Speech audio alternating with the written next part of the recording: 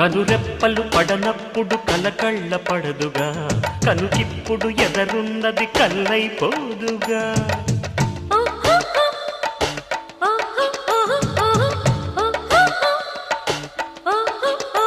కనురెప్పలు పడనప్పుడు కలకళ్ళ పడదుగా, కనుకిప్పుడు ఎదరున్నది కల్లైపోదుగా.